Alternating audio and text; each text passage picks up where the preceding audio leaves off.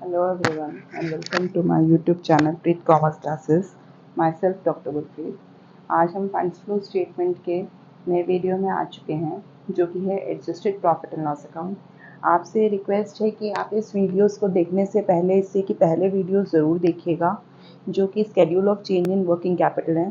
Schedule of change in working capital है first stage है profit and loss account बनाने से पहले। उसके बाद नेक्स्ट स्टेज आती है adjusted profit and loss account और उसके बाद उसके बाद फंड्स फ्लो स्टेटमेंट बनाया जाता है। तो आइए देखते हैं हम second stage adjusted profit and loss account किस तरीके से बनाया जाता है।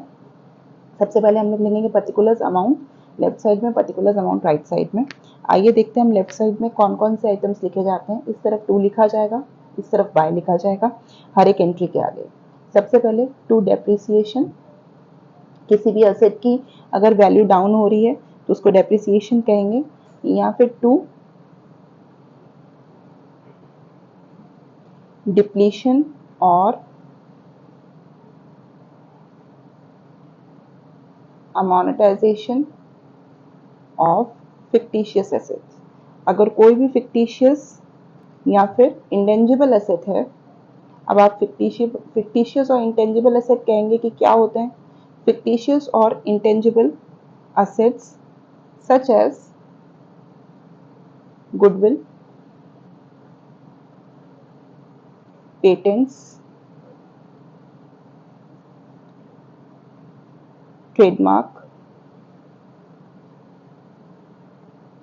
कोई भी preliminary expenses,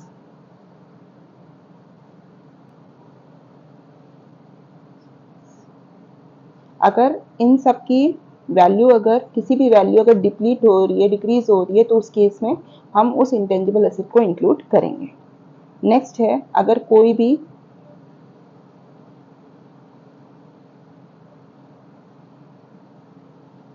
appropriation of retained earnings, मतलब रिटेन अर्निंग्स का मतलब वो पैसा जो बच चुका है और जो फ्यूचर में हम लोग यूज कर सकते हैं बिजनेस में, सच एज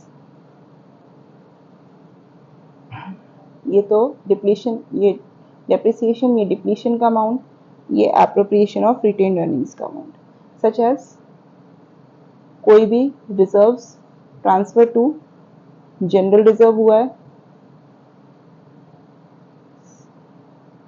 या फिर कोई भी सिंकिंग फंड है जिसमें ट्रांसफर किया है, या फिर कोई भी डिविडेंड इक्वलाइजेशन फंड है। किसी भी तरीके का फंड का नाम हो सकता है, अगर वो रिटेन्ड अर्निंग्स का पार्ट है, अगर वो फंड ट्रांसफर हुआ है तो वो इंक्लूड होगा। अगर है कोई भी असेट को हमने बेचा है, to loss on sale of fixed asset, कोई भी एसेट को हमने डेप्रिशिएट हुआ है तो भी लिखेंगे, और अगर हमने उसको बेचा उससे हमें लॉस हुआ है वो भी हम इसमें लिखेंगे। उसके बाद अगर कोई डिविडेंड हुआ है जो कि नाम दे रखा है इंटरिम डिविडेंड, स्पेशली कोई भी डिविडेंड इंक्लूडिंग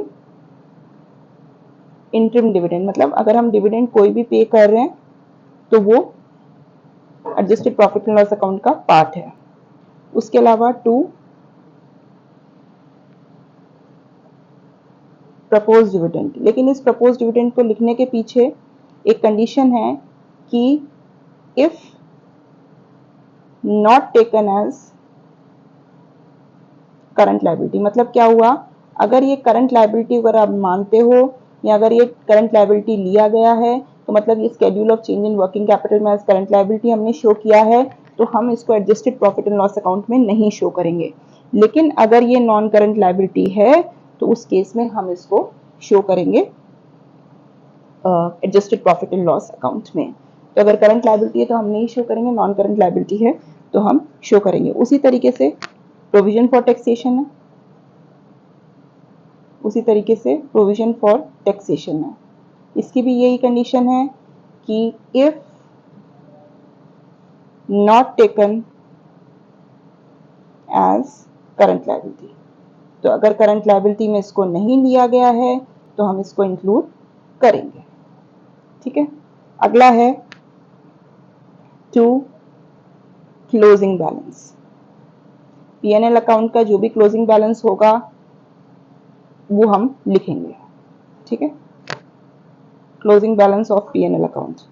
लास्ट में है to funds lost in operation.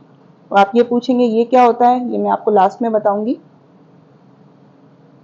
इस अकाउंट के एंड में कि क्या चीज होती है।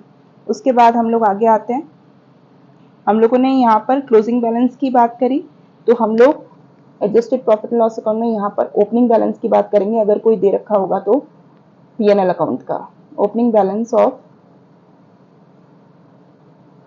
P&L account. ठीक है, वो लिखेंगे हम यहाँ पर by transfers from excess provision. अगर कोई एक्सेस अमाउंट जो प्रोविजन में ट्रांसफर हुआ है तो वो अमाउंट हम लोग यहाँ लिखेंगे क्योंकि वो हमारा प्रॉफिट होगा। By appreciation in the value of fixed asset. अगर कोई डेप्रिशिएट हुई तो इस साइड आएगी, कोई एप्रिशिएट हुई है तो इस साइड आएगी। अगर कोई डिविडेंड रिसीव हुआ है तो अगेन प्रॉफिट है, वो इस साइड आएगा।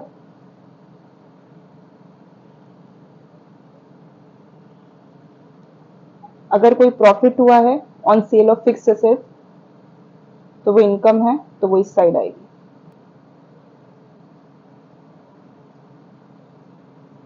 लास्ट में है by funds from operation. Answer जो है या तो इसका बाय फंड्स फ्रॉम ऑपरेशन होगा या फिर to funds lost from operation होगा, दोनों में से एक आंसर होगा। अगर डेबिट साइड क्रेडिट साइड ज्यादा है तो वो अमाउंट डेबिट साइड में आ जाएगा, आंसर आ जाएगा फंड्स लॉस्ट इन ऑपरेशन। अगर डेबिट साइड ज्यादा है क्रेडिट साइड कम है तो आंसर आ जाएगा बाय फंड्स फ्रॉम ऑपरेशन। ये है एडजस्टेड प्रॉफिट लॉस अकाउंट का फॉर्मेट। इस तरीके से adjusted profit and loss account बनाया जाता है। अब हम नेक्स्ट न्यूमेरिकल जो देखेंगे वो हम देखेंगे कि जो कि हमारे नेक्स्ट वीडियो में होगा कि adjusted profit and loss account को हम लोग न्यूमेरिकल के थ्रू हम लोग बना के देखेंगे कि हम किस तरीके से उसको एक क्वेश्चन के अगर दे रखा है तो हम किस तरीके से बनाएंगे। आज के लिए बस इतना ही। अगर आपको मेरा ये वीडियो पसंद आया हो तो लाइक शेयर सब्सक्राइब जरूर कीजिएगा। बेल आइकन पर क्लिक करना ना भूलें जिससे कि आपको हमारे नए से नए वीडियोस मिलते रहें। अगर आपको इस वीडियो से रिलेटेड कोई भी क्वेरी हो तो मुझे कमेंट बॉक्स में लिखना ना भूलें। Thank you.